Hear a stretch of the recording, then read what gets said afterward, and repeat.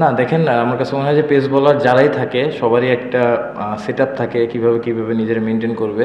At the same time আমার কাছে মনে হয় যে টিম ওর কাছ থেকে যেটা চাচ্ছে ও ওইটা ডেলিভার করার চেষ্টা করতেছে, এবং ও খুব ভালো মতো জানে যে নিজের যত্ন কিভাবে নিজে নিতে হবে। আর অবশ্যই বিসিবির থেকে আপনার ফিজিও ট্রেনার সবাই মনিটরিং করতেছে, তো এটা আমার কাছে মনে হয় যে খুব বড় একটা ইস্যু না। আর আমার কাছে মনে হয় এখন ওই দিন নাই যে কেউ আসলে পেস বোলারদের, আমাদের যারা যেভাবে পেস বোলিং মানে গ্রো আপ হচ্ছে, সবাই সবারটা জানে কার কি করতে হবে। না, ও ফ্রিলি বল করতেছে, হি ইজ কুইক, সো ওর মতোই করতেছে।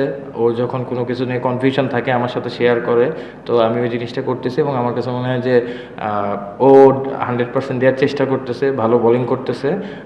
অবভিয়াসলি 2টা ম্যাচ হলো, তো আমরা অবশ্যই টিম থেকে চাবো তার কাছ থেকে মানে সে যেভাবে দিতে চাচ্ছে টিমে 100% এটাই দেওয়ার চেষ্টা করুক, প্রসেসটা ফলো করুক, এইটাই। না দেখেন, এটা সিচুয়েশনের উপরে, যেহেতু একটানা ম্যাচ চলতেছে, একটু আপস অ্যান্ড ডাউন হবে হয়তো। কুয়াশা পড়ার পর উইকেটটা একটুখানি ট্রিকি ছিল, বাট ইটস ওকে। আমার কাছে মনে হয় যে চেষ্টা করতেছে ভালো উইকেট, যেমন দুপুরের ম্যাচে অনেক ভালো উইকেট ছিল, গতকালকেও ভালো ছিল, আজকেও ইভেনচুয়ালি একটু থামতেছিল, but wicket was good. Power hitting বা এগুলো নিয়ে কোনো কিছু না, টিম আমার কাছ থেকে যেটা চাচ্ছে ওইটা কতটুকু দিতে পারতেছে ওইটা ইম্পর্টেন্ট।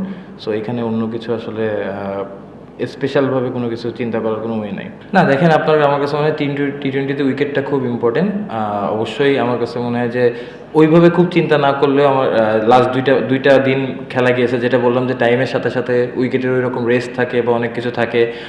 আমাদের হয়তো আইপিএলের মতো এরকম ফ্যান্টাসি নাই যে আজকে এক ম্যাচে খেলা হলো, কালকে আরেক মাঠে খেলা হবে। তো আমাদের যেহেতু একটা মাঠে অনেক বেশি খেলা হয়, তো আমাদের এটা মেনে নিতে হবে, এবং সিচুয়েশন অনুযায়ী আমার কাছে মনে হয় যে উইকেট ভালো করার চেষ্টা করতেছে। Let's hope for the best. না অবশ্যই দেখেন যে বিপিএল এর আগে একটা এনসিএল ম্যাচ হলো, তো এই জায়গায়ও কিন্তু হাই স্কোরিং কিছু ম্যাচ হয়েছে।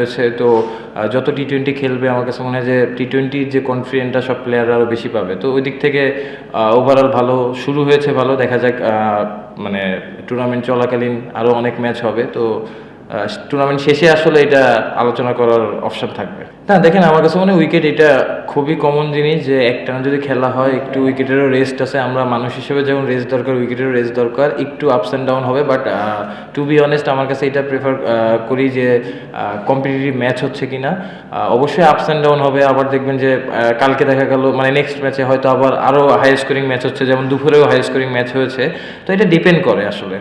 আর আমাদের প্লেয়ারদের কাছে সব থেকে ইম্পর্টেন্ট যে ওই সিচুয়েশন কি ডিমান্ড করতেছে, ওইটা কতটুকু মানায় নিয়ে খেলতে পারতেছে। এটা খেলাটা হচ্ছে, এটাই কি অনেক না? মানে এত উইকেট বা মাঠ নিয়ে তো এত চিন্তা করার কিছু নেই। ভালো টুর্নামেন্ট হচ্ছে কিনা, ভালো খেলা হচ্ছে কিনা, আমার কাছে মনে হয় এটাই ইম্পর্টেন্ট। উইকেট মাঠ ওকে, আলহামদুলিল্লাহ খেলতে পারতেছি। টু বি অনেস্ট যদি বলি, দেশের যে সিচুয়েশন, এরকম সিচুয়েশনে আমরা খেলতেছি, এর থেকে ফ্যান্টাসি তো আর কিছু মনে হয় না আমার কাছে। না অবশ্যই দেখেন, এটা হতে পারে, বাট আমার কাছে যদি টু বি অনেস্ট মনে করেন যে আজকে যদি খেলার সিচুয়েশন এরকমও থাকতো যে লাস্ট ওভারে 8, 9 বা 10 রান থাকবে, তো আমি মনে করতাম আমার টিমের সেরা বলার মেহেদী, আমি ওরই বোলিং করাতাম। সো এটা আসলে ডিপেন্ড করে। অবশ্যই আমাদের টিমের মেন বলারও, ইভেনচুয়ালি বাংলাদেশেরও টপ বলারও হোপফুলি খুব তাড়াতাড়ি আশা করবো যে ওয়ার্ল্ড র্যাঙ্কিংয়ে হয়তো 1, 2, 3-এর ভিতরে খুব তাড়াতাড়ি চলে আসবে। দেখেন, আমি ইন্ডিভিজুয়াল কোনো কিছু নিয়ে করতে যাচ্ছি না। টিম প্রতিটা প্লেয়ারের কাছ থেকে কীভাবে চাচ্ছে, সে কীভাবে ডেলিভারি দিতে পারতেছে। আজকে যখন রানার যখন 5 নম্বর ওভারে আসছে, উইকেট দরকার ছিল, উইকেটটা ডেলিভারি করে দিয়েছে। তো ইভেনচুয়ালি জিনিসটা এরকম যে টিম কতটুকু প্রতিটা প্লেয়ারের উপর চাচ্ছে, সে কতটুকু দিতে পারতেছে, এবং টিম এটার থেকে কতটুকু উপকার পাচ্ছে, এটাই হচ্ছে ইম্পর্টেন্ট।